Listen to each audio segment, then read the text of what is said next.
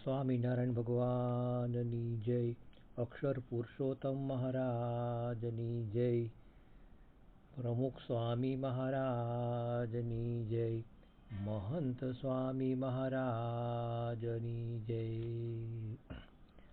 સ્વામિનારાયણ હરે વચનામૃત ગરડા પ્રથમ પ્રકરણનું 70મું. કાકાભાઈનું ચોરને કાંટો વાગ્યાનું. સ્વામિનારાયણ હરે સંવત 1876 ચૈત્ર સુધી પૂનમને દિવસ શ્રીજી મહારાજ શ્રી ગરડા મધ્યે દાદા ખાચરના દરબારમાં ઉગમણે દ્વાર ઓરડાની ઓસરીએ ઢોલિયા ઉપર વિરાજમાન હતા અને માથે હીરકોરનું ધોળું ધોતિયું બાંધ્યું હતું ને ધોળો ખેસ પહેર્યો હતો ને ધોળી ચાદર ઓઢી હતી ને હસ્તકમળમાં તુલસીની માળા લઈને ફેરવતા હતા ને પોતાના મુખારવિંદની આગળ પરમહંસ તથા દેશ દેશના હરિભક્તની સભા ભરાઈને બેઠી હતી. શ્રીજી મહારાજ ચૈત્ર સુધી પૂનમને દિવસ ગઢપુર ગામમાં વિરાજિત થયેલા છે અને પરમહંસોએ વર્ણન નોંધ્યા મુજબ મહારાજે ધોળું ધોતિયું મસ્તકે બાંધેલું છે. આમ જોવા જઈએ તો મોટે ભાગે મહારાજ છોગલાવાળી પાઘ ધારણ કરતા. મારે ઘેર આવજો છોગલા ધારી, અથવા તો નવલ કસુંબી પાઘ રંગના રેલા રે, બ્રહ્માનંદ સાંઈનું ભજન એ યાદ આવે. અથવા તો પેચાળી તે બાંધી પાઘરે, પાઘલડી તો પેચાળી. નિષ્કુળાનંદ સ્વામીએ એ પણ નોંધ્યું છે કે પાઘ મુગલાઈ દ્રગ્ય દીઠા છે. આવા કંઈક વર્ણન આવે છે. ક્યાંક મહારાજને કોઈક મુસ્લિમ નવાબ એક રાજાએ આ પાઘ પહેરાવ્યું હોય તો એ પણનું વર્ણન આપણે વાંચીએ છીએ. ઉપરાંત ક્યાંક દક્ષિણી પાઘ મહારાજે ધારણ કરી હોય, કાઠિયાવાડી પાઘ ધારણ કરી હોય, ક્યાંક મરાઠી પેશવાઈ પાઘ ધારણ કરી હોય, કચ્છી પાઘ ધારણ કરી હોય, એવા વર્ણન આપણે વાંચીએ છીએ. પણ માથે ધોતિયું બાંધ્યું હોય એવા એક જ જગ્યાએ ખાસ આપણને આમ મને જોવા મળ્યું છે. તો બહુ નવાઈ આપણને લાગે. અમે સાધુઓ જે ધોતિયા પહેરીએ ને એ ધોતિયા લગભગ 4-4.25 મીટરના હોય છે. ગઈકાલે મેં અમારા ઉત્તમ સેવા સ્વામી જે ભંડારી સ્વામીને પૂછ્યું, એવો પાઘ બાંધવામાં બહુ નિષ્ણાત છે, તો પૂછ્યું કે આ પાઘનું કાપડ કેટલું લાંબુ હોય આમ? તો કે આમ તો કે 6 મીટર જેટલું કાપડ એ પાઘમાં વપરાતું હોય. આમ લંબાઈ કદાચ ઓછી હોય, પહોળાઈ પાછી વધારે હોય છે. તો 6 મીટરનું કાપડ એ પાઘમાં વપરાતું હોય. તો મહારાજે એટલે 6 મીટરનો તાકો માથે બાંધ્યો હોય એવું અનુમાન થાય આપણને. છતાં કેટલું સરસ એ પાઘ મહારાજને ધોતિયું પહેરાવ્યો છે માથા ઉપર, કે આમ માથું પણ બહુ ભારે ન લાગે અને સરસ શોભા પણ દેખાય. તો મહારાજે ધોળું ધોતિયું માથે બાંધ્યું છે અને હસ્તકમળમાં તુલસીની માળા લઈને બેઠેલા છે. તો બહુ સરસ આ નોંધ કરી છે સંતોએ. આપણે પણ ખાસ પ્રેરણા લેવા જેવું છે. રવિ સભામાં આવીએ તો હાથમાં માળા હોય તો વિશેષ શોભે અને વિશેષ આનંદ આપણને આવે. ને કે કોઈ હરિજનની રે માગી લઈને માળા.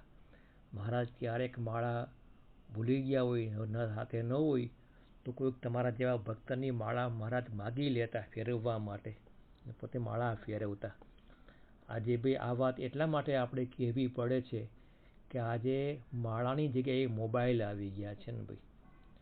અમારે ખાસ સમજવાનું છે, વિચારવાનું છે. તો સભામાં બેઠા હોય ત્યારે માળા અવશ્ય હાથમાં હોવી જોઈએ. અમારા સંતો જો સભામાં બેઠા હોય, પરામાં ગયા હોય, કે મીટિંગમાં બેઠા હોય, કે વિડીયો જોતા હોય, ત્યારે માળા હાથમાં સાથે જ હોય. તો બધાએ ભાઈ આ ટેવ પાડવા જેવી છે ને. તો બહુ સારી વસ્તુ છે કે માળા દરેકે હાથમાં રાખવી જોઈએ. પછી અહીંયા આગળ અમારે ત્યાં પ્રયાગરાજ સ્વામી છે, હ્યુસ્ટનના પૂજારી, એ રોજની 200 માળા ફેરવે. બોલો, ઠાકોરજી પાસે બેસીને. બહુ સારી ભાઈ વાત છે ને, ગુણ લેવા જેવું બધાએ. ત્યારબાદ તો આગળ આપણે જસકાવાળા જીવાભાઈ પ્રશ્ન પૂછે છે. ત્યારે ગામ જસકાવાળા જીવાભાઈએ નિત્યાનંદ સ્વામીને પ્રશ્ન પૂછ્યો જે ભગવાનનો અડગ નિશ્ચય કેમ થાય? ત્યારે નિત્યાનંદ સ્વામી બોલ્યા જે કુસંગી થકી છેટે રહીએ અને સંતનો સમાગમ અતિશય રાખીએ તો સંતની વાતે કરીને ભગવાનનો અડગ નિશ્ચય થાય. તો આ જસકાવાળા જીવાભાઈ નિત્યાનંદ સ્વામીને પ્રશ્ન પૂછે છે. જસકા ગામ ધંધુકા અને બરવાળાની વચ્ચે આ ગામ આવે છે. ક્યારેક કારમાં સારંગપુર જઈએ તો જસકા ગામનું પાટિયું વાંચવા મળે છે આપણને. તો જસકા ગામના જીવાભાઈ ચુડાસમા એની સરનેમ હતી અને જ્ઞાતિએ દરબાર હતા. એ ગામડાના અભણ માણસ પ્રકાંડ પંડિત એવા નિત્યાનંદ સ્વામીને અહીંયા પ્રશ્ન પૂછવાની હિંમત કરે છે ને, એ બહુ મોટી વાત છે. મહારાજની સભામાં વિશેષતા આ રહેતી, કોઈ પણ નાનો હરિભક્ત હોય તો પણ મહારાજને પ્રશ્ન પૂછી શકતો. તો જસકાના જીવાભાઈ વિદ્વાન એવા નિત્યાનંદ સ્વામીને પ્રશ્ન પૂછે છે. મહારાજની સભામાં બહેનો પણ પ્રશ્ન પૂછી શકતા કે જીવુબાએ અંત્યના 25માં પ્રશ્ન પૂછાવ્યો છે. બહુ સારી વાત છે ને ભાઈ. તો જીવાભાઈ નિત્યાનંદ સ્વામીને પ્રશ્ન પૂછે છે કે ભગવાનનો અડગ નિશ્ચય કેવી રીતના થાય? તો જીવાભાઈને એટલો ખબર હતી કે ભગવાનનો નિશ્ચય એ ભગવાન વડે અથવા તો સંત વડે થાય છે. તો અહીંયા પણ આ રીતના નિત્યાનંદ સ્વામી એ જ ઉત્તર આપ્યો છે ને, કુસંગ થકી છેટે રહીએ ને સંતનો સમાગમ કરીએ તો ભગવાનનો નિશ્ચય જીવમાં દ્રઢ થાય છે. અને મહારાજના સંતોએ કેટલા બધા લોકોને આ નિશ્ચય દ્રઢ કરાવ્યો છે ને. જો આણંદ જિલ્લામાં પેટલાદ નામનું ગામ આવે છે. એ જમાનામાં પેટલાદ એ ગુજરાતનું કાશી ગણાતું અને ઘણા બધા પંડિતો એ પેટલાદ શહેરમાં રહેતા અને એ સમયે ત્યાં આગળ ઘણી બધી સંસ્કૃત પાઠશાળાઓ પણ હતી. તે પૈકી એક નારાયણ પાઠશાળા બહુ વિખ્યાત ત્યાં આગળ હતી અને એ વિસ્તારની અંદર એ સમયે કહે છે કે સેંકડો બ્રાહ્મણો પોતાના બાળકોને ત્યાં આગળ વિદ્યા ભણવા માટે મોકલતા. ઘણા બધા બાળકો ત્યાં આગળ વિદ્યાર્થીઓ ત્યાં ભણવા માટે આવતા. એ ઉપરાંત વિદ્યાપ્રેમી લોકો જિજ્ઞાસુઓ પણ દૂર દૂરથી આ શાળાનું નામ સાંભળીને ત્યાં આગળ ભણવા માટે આવતા. એક વખત મહારાજના એક પરમહંસ સદગુરુ ગોપાળાનંદ સ્વામી એ પેટલાદ ગામમાં પધાર્યા અને હાલ જ્યાં જૂનું મંદિર છે ત્યાં આગળ સ્વામીનો ઉતારો હતો. કહેવાય કે જેમ લોહ ચુંબક જેમ લોખંડને ખેંચે એમ મુમુક્ષુઓ ગોપાળાનંદ સ્વામીમાં ખેંચાવા લાગ્યા. સ્વામીએ કથા વાર્તા બહુ સારી રીતના કરતા અને અનેકને મહારાજનો રંગ લગાડતા. હવે એ પાઠશાળાથી થોડેક જ દૂર આ મંદિર ત્યારે હતું અને ત્યાં સ્વામીનો ઉતારો હતો. તેથી સાંજ પડે એટલે જે ભણનારા વિદ્યાર્થીઓ હોય ને એ પ્રસાદની આશાએ રોજ ત્યાં આગળ મંદિરે જતા. પ્રસાદની આશાએ બાળકો મંદિરે આવે ને તો ક્યારેય અટકાવવા નહીં ભાઈ, ભલે આવે, પ્રસાદ ક્યારેય ખૂટવાનો નથી ભાઈ. પ્રસાદ જમીને કેટલા આ રીતના મુમુક્ષુઓ મહારાજના ભક્ત બન્યા છે, મહારાજના રંગે રંગાયા છે. જો આપણે ઝીંઝાવદરના અલૈયા ખાચર ગ્રંથોમાં એવું વર્ણન મળે છે કે અલૈયા ખાચર જ્યારે નાના હતા ને તો ગામમાં સ્થાનિક મંદિરે ત્યાં દર્શને જતા અને આરતી સમયે નગારું વગાડતા. પછી પ્રસાદ જમીને પછી ઘરે જતા. તો એમાંથી એને મહારાજનો યોગ થયેલો છે ને. જો આપણા બહુ મોટા કવિ મકરંદ દવે ગોંડલ ગામના કવિ અને બહુ મોટા કવિ, ઉમાશંકરના લેવલના કહી શકાય. ઉપરવાળી બેંક બેઠી છે આપણી માલ માલ, આજનું ખાણું આજ આપે ને કાલનું ખાણું કાલ. આવી સુંદર કવિતાઓ મકરંદ દવેએ ગુજરાતી સમાજને આ રીતના આપી છે. એ મકરંદભાઈનો અહીંયા આગળ વલસાડ જિલ્લામાં નંદીગ્રામમાં એમનો આશ્રમ, અમે 4 સાધુઓ ત્યાં આગળ મળવા ગયેલા અને બહુ પીઠ કવિ. તો મકરંદભાઈ સરસ વાત કરી કે સ્વામી આમ તો કે અમે ગોંડલના કહેવાઈએ અને મારા માતુશ્રી ખાસ સત્સંગી સ્વામિનારાયણના ભક્ત, યોગી બાપાના બહુ ચાહક, તો અમને ખાસ મંદિરે રોજ મોકલતા. અને નાના નાના બાળકો ત્યારે મંદિરે આવીએ તો યોગી બાપા સભા મંડપમાં બેઠા હોય અને યોગી બાપાની પાસે એક પિત્તળનો ડબલો પડ્યો હોય. તો યોગી બાપાએ ડબલામાંથી મગજની લાડુડી કાઢે અને અમને કે તમારા હાથ લાંબા કરો, મુઠ્ઠી ખોલો. અને બાપા પછી એ મુઠ્ઠી હાથમાં લાડુડી મૂકી દેતા. પછી બાપા પોતે મુઠ્ઠી બંધ કરી દેતા કે જાઓ હવે રમો કે. એટલે અમે દોડતા દોડતા ઘરે પહોંચીએ, ઘરના સભ્યોને પણ પ્રસાદ જમાડીએ અને આનંદ કરીએ. તો બીજા આપણા કવિ અનિલ જોશી, બહુ સારા કવિ ને, અને મુંબઈના આપણા કહી શકાય ને. ને કેવા પદ બનાવ્યા છે કે મારી ડાળીમાં એકેય પાન નથી, મને પાનખરની બીક ના બતાવો. કેટલું સરસ કાવ્ય છે. આપણા દિવાળી કાર્ડમાં આ વાક્ય છાપેલું આપણે. તો આ રીતના આવા મહાન કવિ, એ પણ ગોંડલના કવિ, એ વાત કરતા કે હું ને મકરંદ બને ગોંડલથી અક્ષર મંદિરે જતા, યોગી બાપાનો થાપો ખાતા, બાપા પ્રસાદી આપતા, એ ક્યારેય ભૂલી શકાશે નહીં. પ્રસાદ જમીને કેટલા બધા મુમુક્ષુઓ ભગવાનના માર્ગે વળ્યા છે.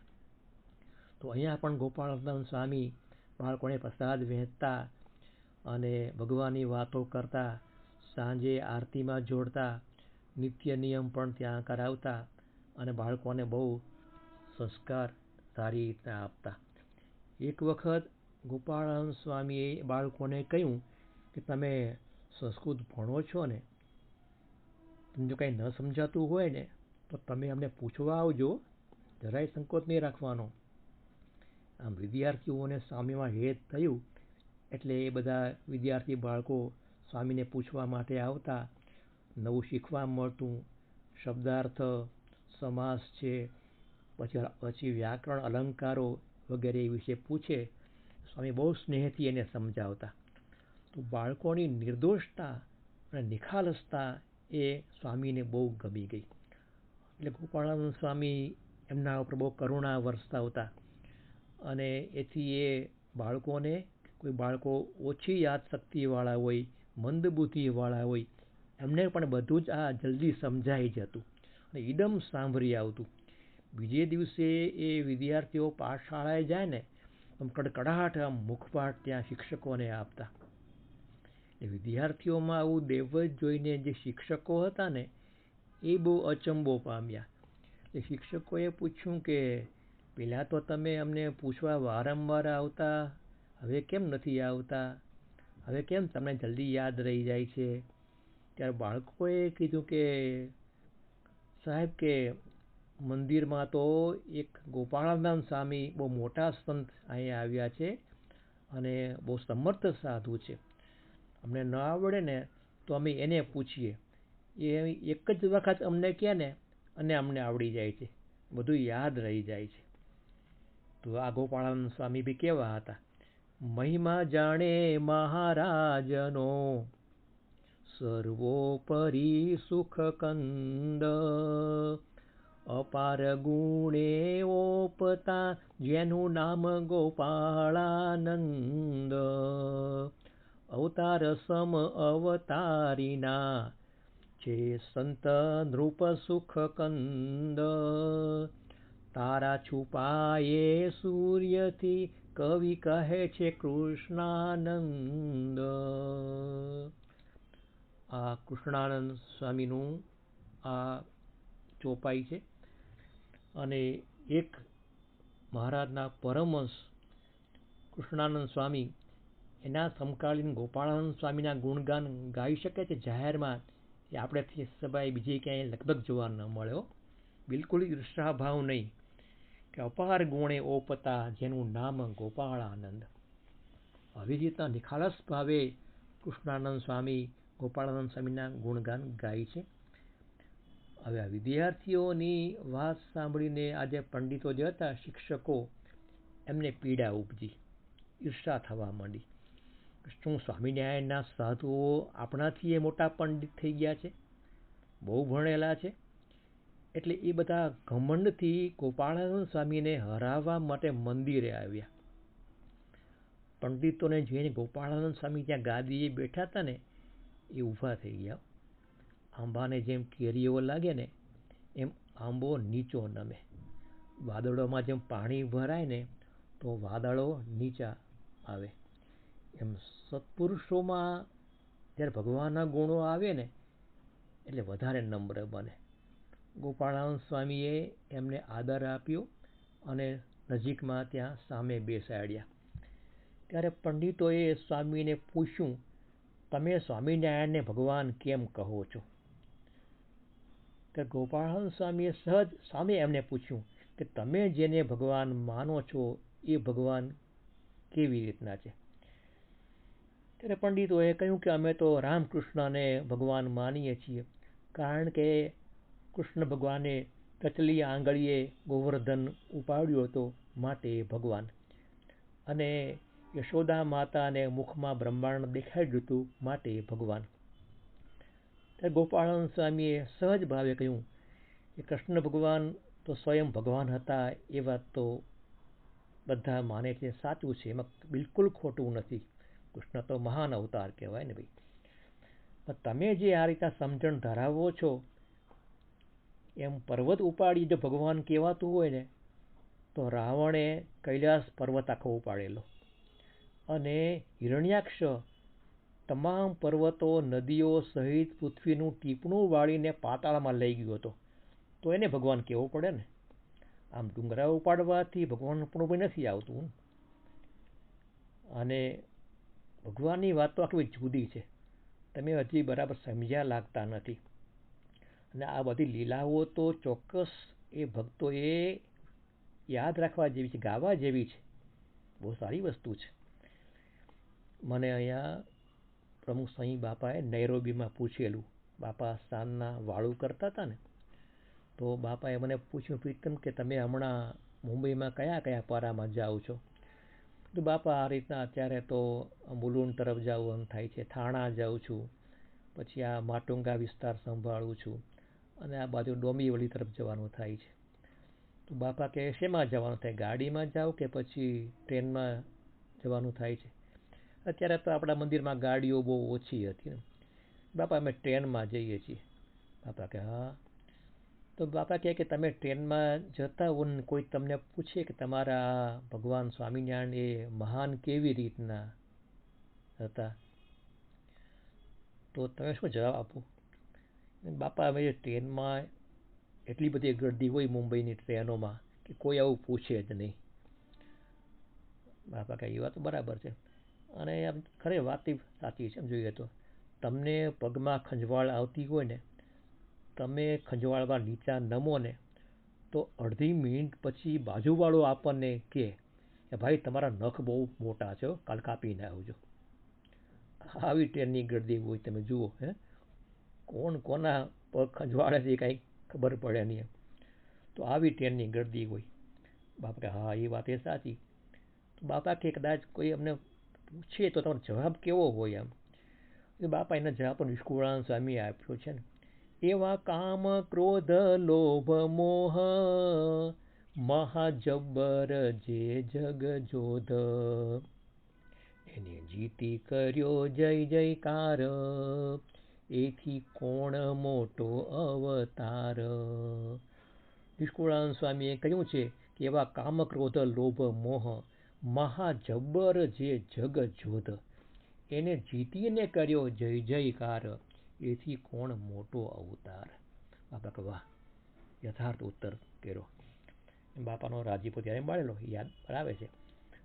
તો અહીંયા આગળ ગોપાળાનંદ સ્વામી આ પંડિતોને કહે છે કે અમારા નીલકંઠ વર્ણી સ્વામિનારાયણ ભગવાન એ તો એવા ચમત્કાર દેખાડતા કે પોદળામાં બ્રહ્માંડ દેખાડતા. બોલો, પડ્યો પોદળો ઉપાડે જ્યારે, દેખે બ્રહ્માંડ તે હમો જ્યારે. મહારાજ જ્યારે વર્ણી વેશે લોજના આશ્રમમાં પધારેલા ત્યારે લોજપુરમાં મહારાજ છાણા વીણવા જતા, તો ત્યાં આગળ ગામને પાદર, ગામની દીકરીઓ ત્યાં આગળ બધા પોદળા વીણતી હોય અને એ દોડીને પોદળામાં સાંઠીકડું ખોસી દે. એડવાન્સ બુકિંગ કે આ સાંઠીકડાવાળો પોદળો મારો, કે બીજા કોઈ લઈ શકે નહીં.